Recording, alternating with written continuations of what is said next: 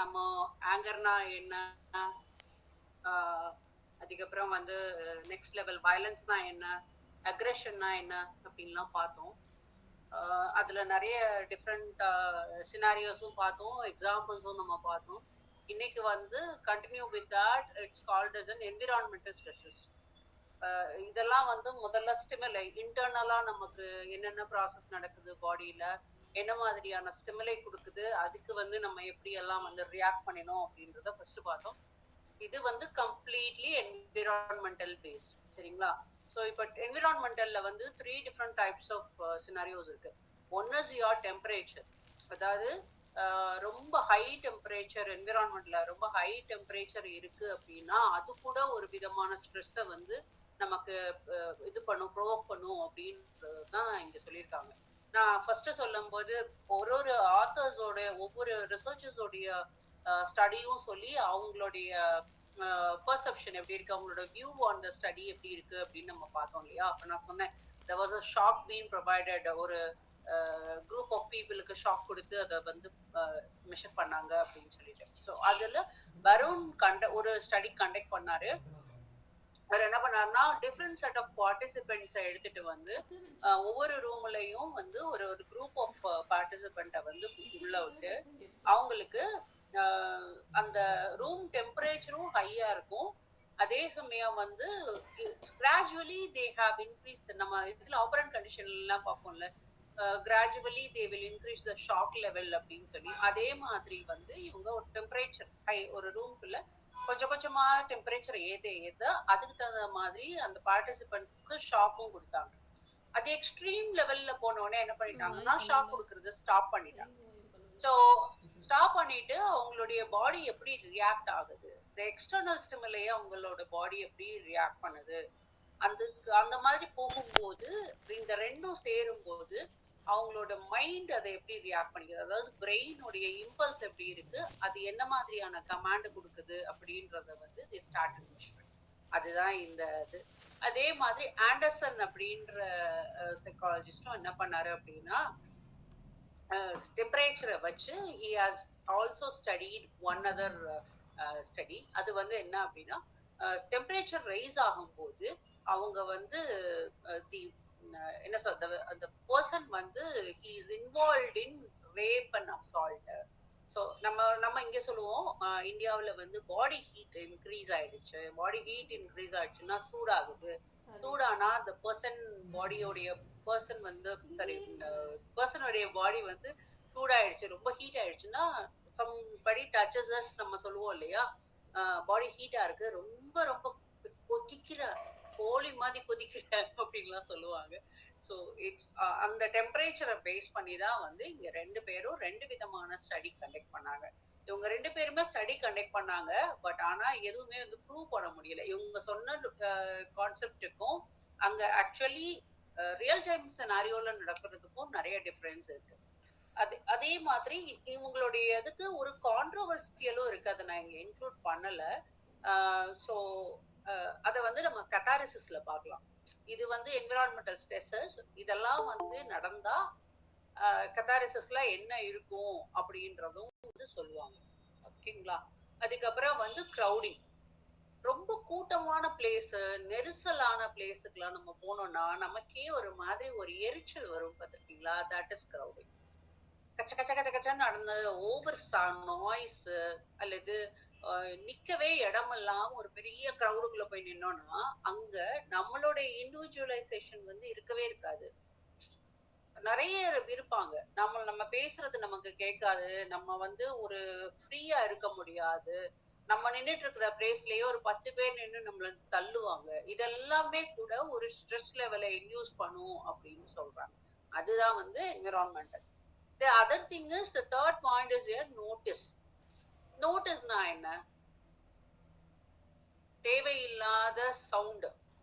ஒரு ஒரு கல்யாண வீட்டுக்கு போறோம், ஓகேங்களா? அந்த கல்யாண வீட்டுல அல்லது ஒரு டெம்பிள்ல ஃபங்க்ஷன் நடக்குது, பாத்துட்டீங்கன்னா ஃபுல்லா அங்க வந்து they will keep the mic set with a very loud voice. You cannot control them, rather you cannot accept the sound as well. So இதெல்லாம் வந்து கூட it becomes a stress level அப்படின்னு சொல்றாங்க. Ma'am we can move to the next slide. இந்த நோட்டீஸ்லயும் வந்து சுபா அது வந்து noise not notice. it is being provided. இல்ல புக்ல நாய்ஸ் தான் இருக்கு. probably wrong. Sorry for that. Thank you. Nice. Sorry thank you noise நான் டைப் பண்ணும்போது தப்பா டைப் பண்ணேன். Sorry for that. ஓகேங்களா? இப்போ ரெடியூசிங் அக்ரெஷன்ல வந்து எதெல்லாம் பண்ணா அக்ரெஷன் லெவல்ல ரெடியூஸ் பண்ண முடியும் அது நீங்க சொல்லுங்க. அதுக்கப்புறம் நான் I will get into the catharsis and the other one social. நீங்க என்னெல்லாம் பண்ணா அக்ரெஷன் லெவல் ரெடியூஸ் ஆகும்? ஒரு பர்சன் ஹை லெவல் அக்ரெஷன்ல இருக்கான், அவனை நீங்க என்னெல்லாம் பண்ணா, how you will make up your mind to reduce the aggression? Please come up with the answers.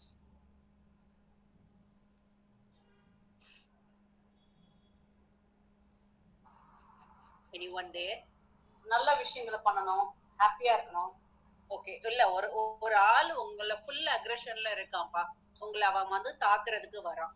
What you will do? You will fight with him or you will move away or how will you? Yeah, definitely move away. You have to move away.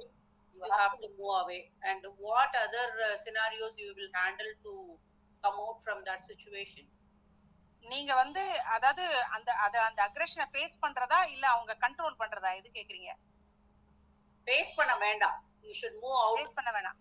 Face பண்ண வேண்டாம். நீங்க இப்போ உங்களுக்கு control பண்ணணும். இப்போ உங்களுக்கே ஒரு நீங்களும் இப்போ நானும் பேசிட்டு இருக்கிறோம் சித்ரா மேம். இப்ப நான் ரொம்ப அக்ரெசிவா இருக்கேன். அப்போ அந்த அக்ரெசிவ் பர்சன் வந்து உங்களை அட்டாக் பண்றதுல தான் இருக்கும் இல்லையா? So how you will react or how I should be calm, very calm. I should be very calm. I should also not show my aggression. Correct. அதுக்கப்புறம் இப்ப என்னோட கண்ணு ரொம்ப கோவமா இருக்கு அப்படின்னா நீங்க என்ன பண்ணுவீங்க? How you will move away? என்னோட பாடி எல்லாமே வந்து டோட்டலி வேற மாதிரி இருக்கு அக்ரெஷன் வரும்போது. அப்போ நீங்க என்ன பண்ணுவீங்க? How you will tend to avoid to get into a further aggression? அது எப்படி பண்ணுவீங்க? ஃபர்தரா ஆர்குமெண்ட்டை ஸ்டாப் பண்ணணும். and you have and நம்மளும் அக்ரெஷனுக்குள்ள போக கூடாது, ஒரு ஆங்கர் போட்ல போக கூடாது. and we have to try to calm down the other person. The person is not calming down அப்படின்னா just move away from that person. Okay, இப்போ இது வந்து ஒரு செகண்டரி பர்சனுக்கு. இப்ப நீங்க அதே லெவல் ஆஃப் அக்ரெஷன்ல இருக்கிறீங்க அப்படின்னா what and all you have to do to deviate from that, not getting into the serious level, but what and all you need to do. நான் டென்ஷனா இருக்கேன் அப்படின்னா நான் என்ன முதல்ல காம் டவுன் பண்ணணும் இல்லைங்களா? நீங்க ஒரு தேர்ட் பர்சனா இருந்து you don't want to get into the mess, so you are avoiding all those information. But இப்ப நான் டென்ஷனா இருக்கேன் அல்லது சித்ரா மாமே டென்ஷனா இருக்காங்க அப்படின்னா Chitra ma'am what and all you will do to reduce your own aggression? First I will try to move out of the situation. Focus on what is around me. Correct. and கொஞ்ச நேரம் நல்லா நிதானமா மூச்சு விட்டு I should try to cope with my anger.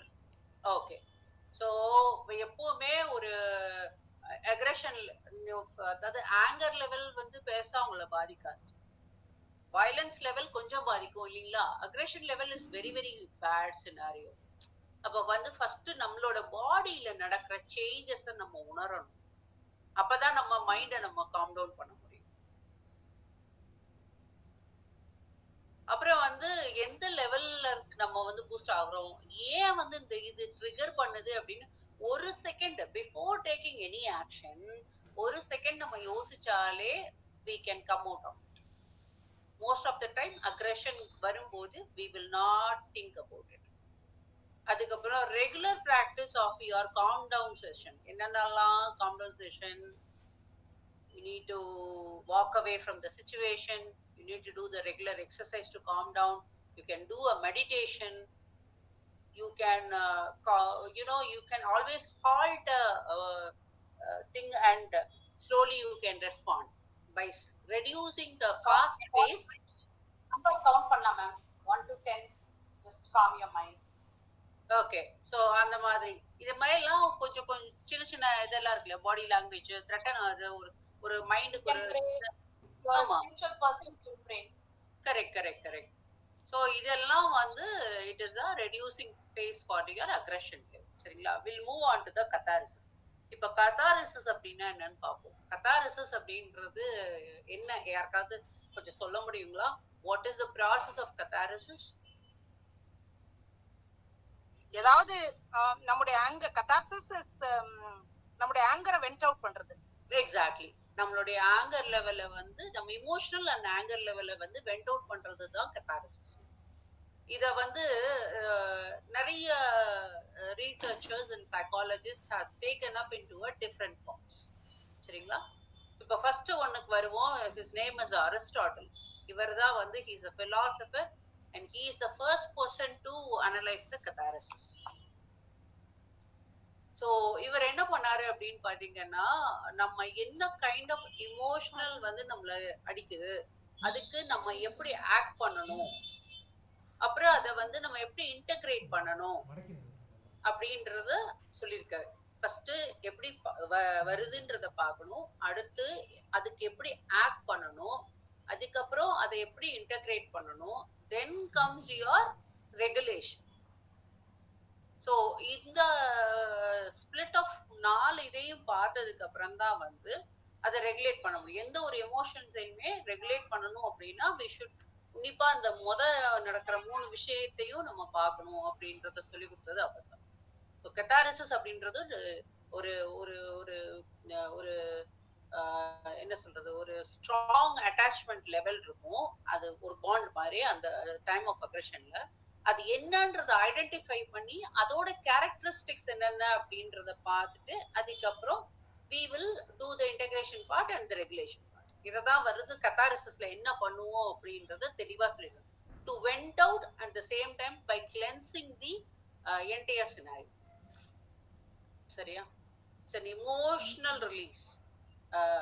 அத வந்து நிறைய விஷயத்துல பண்ணி கொண்டு வந்திருக்காங்க. ஒன்னு யுவர் ஆர்ட் மூலியமா கொண்டு வரலாம், பிடிச்சவங்கள்ட்ட பேச வச்சு அதுல வந்து என்ன நடந்தது ஏது நடந்தது அப்படின்றத பொறுமையா நம்ம இது பண்ணலாம். மியூசிக்ஸ் கேட்கலாம். அப்புறம் வந்து டான்ஸ். சில பேருக்கு வெண்ட் அவுட் என்னன்னு பாத்தீங்கன்னா டான்சிங். நிறைய பேருக்கு டான்சிங். எனக்கு கூட கோவம் வந்துச்சுன்னா ஜஸ்ட் டான்ஸ், கதவை காச்சா முச்சான்னு ஆடுவேன், சீந்து போகும் எனக்கு அது. ஸோ இந்த மாதிரி ஒவ்வொருத்தருக்கும் ஒன்னொன்னு இருக்கும். எப்போ வந்து ஸ்ட்ரெஸ் லெவல் ரொம்ப பூஸ்ட் அப் ஆகும் அப்படின்னா, ஒரு என்னைக்கோ நடந்திருக்கும். சரியா? அத வந்து என்ன பண்ணுவோம், ஒரு கான்சியஸா நடந்த விஷயத்த நம்ம அன்கான்சியஸ்ல போட்டு புதைச்சு வச்சிருக்கோம். when the moment you got the impulseோட உங்களோட ஆக்ஷனும் சேர்ந்து it will be outcome as a bad aggression. அதனால என்ன பண்றாங்க, என்ன சொல்றாங்க கத்தாரிசிஸ்ல, சாரி மேம், சுவா மேம், ஆக்சுவலி நம்ம இந்த மாதிரி இந்த பிலீஃப் சிஸ்டம் எல்லாத்தையும் சப்கான்ஷியஸ் லெவல்ல வச்சிருக்கோம். ஆமா, சப்கான்ஷியஸ் லெவல்ல வச்சிருக்கோம். Unconscious is nothing but your subconscious mind. Not subconscious மைண்ட்ல இருக்கு. ஆமா, சப்கான்ஷியஸ் மைண்ட்ல இருக்கிற விஷயங்களை வந்து we will recall and we will take it into what emotion plus action, that is your aggression.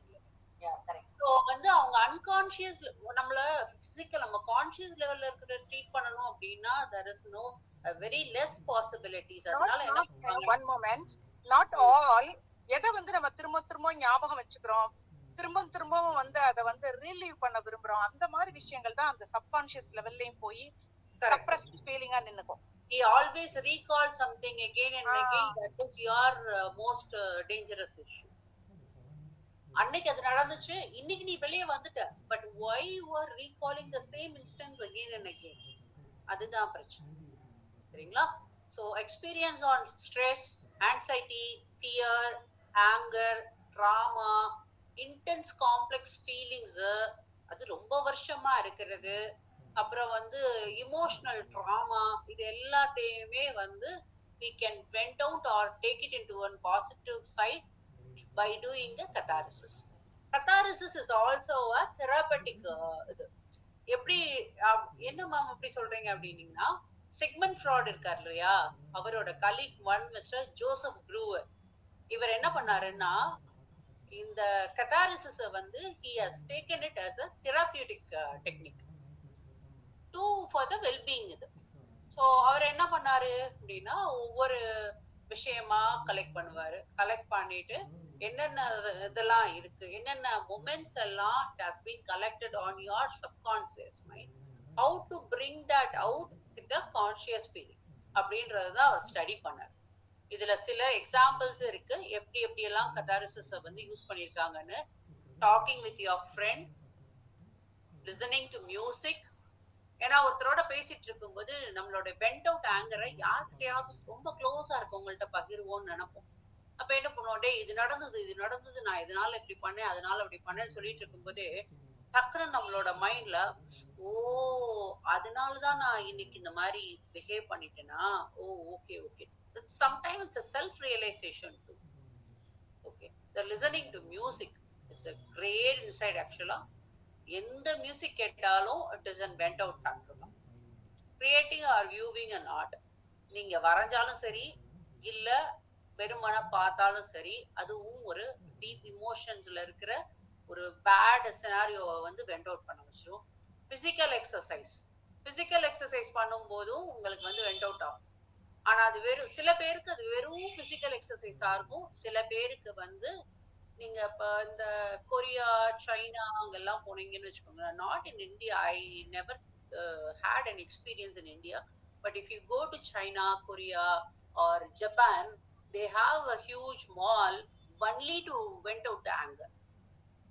They'll have all sort of toys, they have all sort of punching systems, everything was there. நீங்க அங்க போயிட்டு யாராவது ரொம்ப எமோஷனலா anchor ஆயிட்டாங்க அப்படின்னா they just go into that mall and then they do all sort of an நம்ம throw ball போடுற மாதிரி அவங்க வந்து there is a huge punching machines there, பொம்மை மாதிரி உருவப்படுத்தின மாதிரி எல்லாம் இருக்கும். அதை போய் நல்லா குத்தி குத்தி அவங்க வெண்ட் அவுட் பண்ணிக்குவாங்க அந்த ஆங்கரை. So there is those things are also available. Psychodrama கிடையாது, there is a தெராப்பி. இது எப்படி பண்ணுவாங்க அப்படின்னா, ரெண்டு பேரை நிக்க வச்சு, நீ என்ன பண்ண, நான் என்ன பண்ணேன், எந்த ஈவெண்ட்ல வந்து இந்த சினாரியோ வெளியில வந்தது, இது எப்படி சார்ட் அவுட் பண்ணணும் அப்படின்னு சொல்லி பேசி சரி பண்ணிக்குவாங்க. Expressive writing and journaling. Expressive ரைட்டிங்னா ஒரு டாபிக்கை கொடுத்து இதை பத்தி நீ எழுதுன்பாங்க. சோ அந்த டாபிக்ல கான்சென்ட்ரேட் பண்ணும்போது இது ஆட்டோமேட்டிக் மாறலையா? ஆமா, ஓகே. அடுத்தது நெக்ஸ்ட் ஓகேங்களா? இங்க இருக்கு expressive writing and journaling.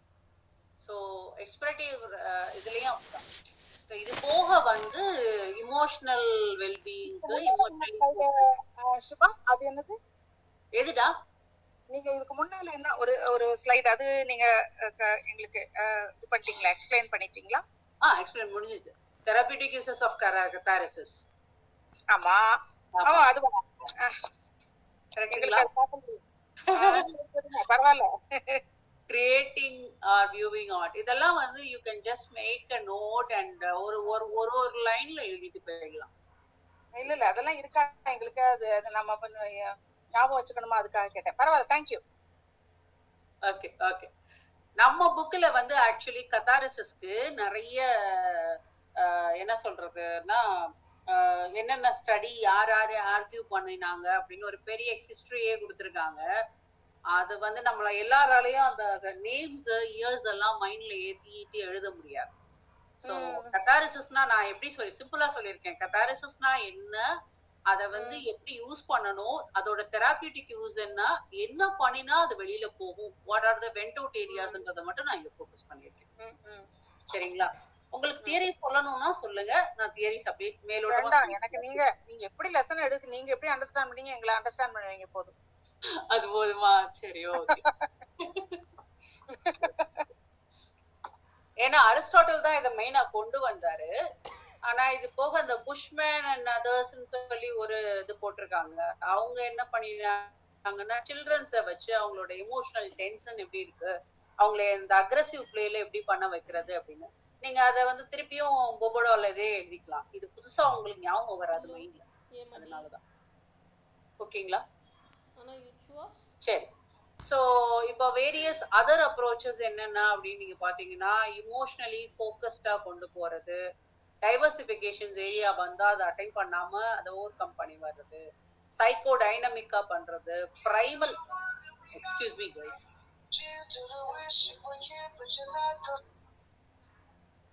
Hello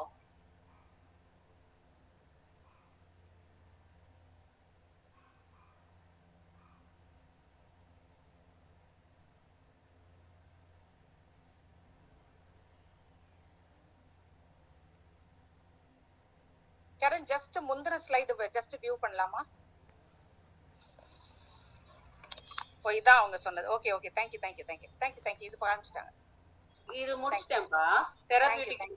அதுக்கப்புறம் வந்து அதுக்குள்ளார நீங்க ஃபோன் பண்ணிட்டு இருந்தீங்களா? சரி என்ன பார்க்கலாம். இல்ல நீங்க பாருங்க, திருப்பி போங்க. கேர்லின் மேம் முன்னாடி முடிஞ்சிச்சு. வேண்டாம் வேண்டாம் வேண்டாம் வேண்டாம், இது நீங்க இப்ப சொல்லிட்டீங்க. ஃபைன். சோ வந்து இந்த மாதிரி இருக்கு. அதுக்கப்புறம் next is your social learning approach. Ma'am இன்னைக்கு ஆஷா தான் பண்ணிட்டு இருக்காங்க. Sorry, Oshawa? சரி சரி, சாரிப்பா. சோஷியல் லேர்னிங் அப்ரோச் சரிங்களா? இதுல வந்து ரெண்டு பேர் சாரி 3 பேருடைய டிஃப்ரெண்ட் சினாரியோஸ் இருக்கு. சில்ட்ரன்ஸ் வந்து ரொம்ப அக்ரெசிவா இருக்கிற சில்ட்ரன்ஸை கேர்டேக்கர்ஸ்ட விடும்போது கேர்டேக்கர்ஸ் வந்து அவங்களோட அக்ரெசிவ பொருட்படுத்தாம, சரிங்களா, அவங்க அதாவது ஒரு குழந்தை அக்ரெசிவா ஆகுது, அவன் அடிக்கிறான் செய்யறான்னா அவனை வந்து இவங்க திட்டாம கண்டிக்காம பேசாம இருந்துட்டு அமைதியா இருந்துட்டு அவங்க ஒன்ஸ் தே கூல் டவுன் அல்லது அவங்க கண்டுக்காம இருந்துட்டாங்க அப்படின்னு பொதுவா குழந்தைங்க அடம் பிடிப்பாங்க. அடம் பிடிக்கிற குழந்தைக்கு நம்ம ரெஸ்பாண்ட் பண்ணிக்கிட்டே இருந்தோம்னா they do more and more irritating behavior. ஒரு நம்ம ஒரு குழந்தைய கூப்பிட்டுட்டு போயிட்டு இருக்கோம் ரோட்ல, ஓகேங்களா, நம்ம குழந்தையவே கூட்டிட்டு ரோட்ல போயிட்டு இருக்கோம். ஒரு பொம்மை இருக்கு, அதை பார்த்த உடனே அந்த குழந்தை என்ன கேட்கும்? முக்காவாசி குழந்தைங்க என்ன பண்ணுவாங்க? எனக்கு அந்த பொம்மை வாங்கி கொடுக்கலன்னா நான் ரோட்லயே புரளுவேன் அப்படின்பாங்க, உருண்டு புரளுவாங்க. So by the time we should not react. நீ பண்றியா பண்ணு, no problem, but I will not get you or I will walk away அப்படின்னு சொல்லிட்டு நீ அதை பண்ண சொல்லிட்டு நம்ம பாட்டி ஒரு 2 ஸ்டெப் எடுத்து வச்சோன்னே ஆட்டோமேட்டிக்கா அந்த குழந்தை எந்திரிச்சு இதுக்கு மேல நம்ம என்ன ஆக்ட் பண்ணாலும் நமக்கு நம்ம கேட்டது கிடைக்காதுன்னு சொல்லி ஆட்டோமேட்டிக்கா உங்ககிட்ட வருவாங்க. ஸோ இதைத்தான் வந்து ஹாம்லின் அண்ட் அதர்ஸ் அப்படின்றவங்க 1969ல ஒரு ஸ்டடி பண்ணி ஒரு குழந்தைக்கு அக்ரெசிவா இருக்க குழந்தைய ஒரு சேட்டை பண்றாங்க, நம்ம அதுக்கு இக்னோர் பண்ணிட்டு அந்த அந்த விஷயத்தை நம்ம இக்னோர் பண்ணிட்டு அவங்களுக்கு பாசிட்டிவா அவங்க ஒன்ஸ் காம் டவுன் ஆனோடனே நீங்க அவங்களுக்கு பாசிட்டிவா ரீஎன்ஃபோர்ஸ்மெண்ட் கொடுத்தீங்க அப்படின்னா அவங்க அந்த அக்ரெசிவ் பிஹேவியர்ல இருந்து வெளியில வந்துருவாங்க அப்படின்ற விஷயத்த ஸ்டடி பண்ணி சொல்லியிருக்காங்க. This is one other socio learning approach. Second thing is John Darley and Adam அப்படின்றவங்க என்ன பண்ணினாங்க அப்படின்னா ரொம்ப வந்து ட்ரக்ஸ் சாப்பிட்றவங்க, ரொம்ப வந்து கிரைம் கமிட் பண்றவங்க எல்லாம், அதாவது ட்ரக்ஸ் அண்ட் அந்த ஆல்கஹால் கண்டென்ட் நிறைய சாப்பிட்றவங்க தான் நோட்டிசபிளா நிறைய வந்து தப்பு பண்றாங்க அப்படின்ற இம்பல்ஸ் அந்த அது சாப்பிட்றாங்க, அதனால ட்ரிகர் ஆகும் போது அந்த இம்பல்ஸ்ல அவங்க வந்து தப்பு பண்றாங்க அப்படின்னு சொல்லி ஸ்டடி பண்ணாங்க. பட் ரியாலிட்டி என்ன அப்படின்னா ரியாலிட்டி பிரச்சனை என்ன அப்படின்னா அது பண்ணும்போது கொஞ்சம் அக்ரெசிவ் பிஹேவியர் இருக்கதான் செய்யுது. பட் ஆனா most of the cases reality கேசஸ்ல 90% of people is not into that. அவனுக்கு ட்ரக்ஸ் சாப்பிடுறதுனால ஒருத்தன் வந்து அதுக்கு ட்ரிகர் ஆகுறான் அப்படின்னு அவங்க சொன்னது வந்து இட் இஸ் நாட் ரைட் அப்படின்ற மாதிரி இட்ஸ் அ கான்ட்ரோவர்சியல் இதுல வந்து the other person is Sandra Jo Wilson and Mark Lipsy at 2005. இவங்க என்ன பண்ணிருக்காங்க அப்படின்னா guys please sorry.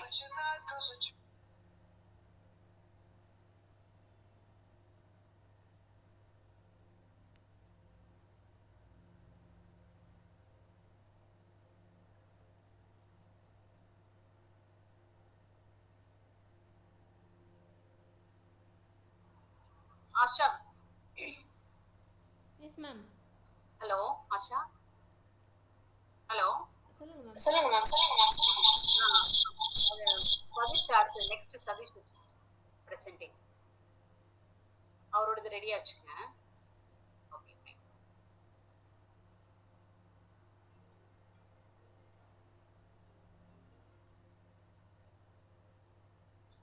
I think இதோட அந்த லெசன் முடியுது.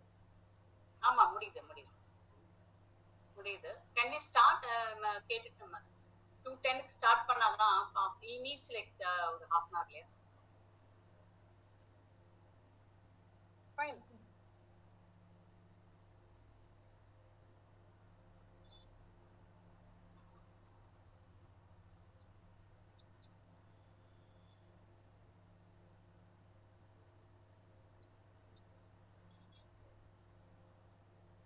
சதீஷ் ஸ்டார்ட் பண்ணிடுறீங்களா? ஒரு 2-3 மினிட்ஸ் பாப்போம். இல்லைன்னா அவங்க வந்து ஃபினிஷ் அவுட் பண்றாங்களான்னு, இல்லைன்னா 8:15 ஆகுது. கரெக்டா 8:10 ஆகுது. So if you start like you know it definitely take another half hour. So okay, it's fine. Yeah. அவங்க இல்ல நினைக்கிறேன். I think she left. Okay, 1 minute னு சொல்லிருக்காங்க. வெயிட் பண்ணு.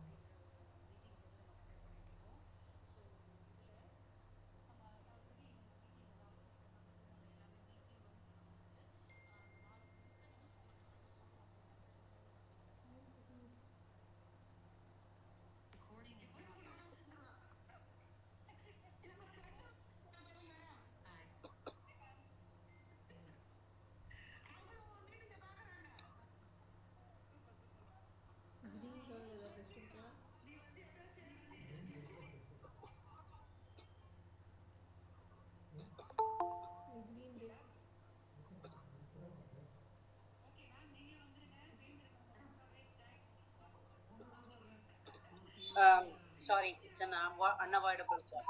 சதீஷ் கிளாஸ் ஸ்டார்ட் பண்ணிடலாமா மேம்? ஒரு half an hour ஆயிடும். இந்த லாஸ்ட் பாயிண்ட் சொல்லிடுங்க, முடிச்சிருங்க. ஓகே. இல்ல சாண்ட்ரா ஜோன் வில்சன் மார்க் அப்படின்றவங்க என்ன பண்ணாங்க அப்படின்னா நான் அக்ரெசிவ் கான்ஃப்ளிக்ட்ஸ் இருக்கு இல்லையா, அதாவது வயலண்ட் பிஹேவியர் இருக்கிறவங்களுக்கு எப்படி சொல்றது, சஜஸ்டிங் டீச்சிங் நான் aggressive conflict. Okay, violent behaviour இருக்கிற பர்சனாலிட்டிக்கு அவங்க வந்து நான் அக்ரெசிவ் கான்ஃப்ளிக்ட் ஸ்ட்ராட்டஜிஸ்ன்னு இருக்கு. அந்த விஷயங்களை சொல்லி கொடுக்கும்போது ரிமார்க்கபிளா 20% அக்ரெசிவ் லெவல் வந்து குறையுது அப்படின்றத ஸ்டடி பண்ணி சொல்லியிருக்காங்க. அவ்வளவுதான். இது என்ன? ஓகே. So sorry. 249 ஸ்கூல்ல இருக்கிற குழந்தைங்களை எடுத்து அந்த டேட்டாவை ரிட்ரீவ் பண்ணி அங்க வந்து வயலன்ஸ் ப்ரிவென்ஷன் ப்ரோக்ராமை வந்து கண்டக்ட் பண்றாங்க. அந்த வயலன்ஸ் இதுல ப்ரோக்ராம்ல வந்து என்னெல்லாம் வந்து சொல்லி தரணும், என்ன மாதிரியான விஷயங்களை அவாய்ட் பண்ணணும், ஒரு கான்ஃப்ளிக்ட் இருக்கு அப்படின்னா அந்த கான்ஃப்ளிக்டை வந்து எப்படி நம்ம ஹேண்டில் பண்ணணும், ஒருத்தவங்க அக்ரெஷனா இருக்காங்க அப்படின்றப்போ அந்த அக்ரெசிவ் லெவல்ல வந்து என்னென்ன நான் அக்ரெசிவ் டீச்சிங் பேட்டர்ன்ல எப்படி சொல்லி தரணும் அப்படின்றத கண்டக்ட் பண்ணி அவங்க ஸ்டடி ரிலீஸ் பண்ணதுல 20% of the student who already been engaged in violent activities has reduced. அதாவது 100ல ஒரு 20% வந்து குறைஞ்சிடுச்சு. அந்த மாதிரி அவங்க அந்த டீச்சிங் ஸ்ட்ராட்டஜிஸ் சொல்லி கொடுக்கும்போது. அவ்வளவுதான். தேங்க்யூ சுபா. தேங்க்யூ.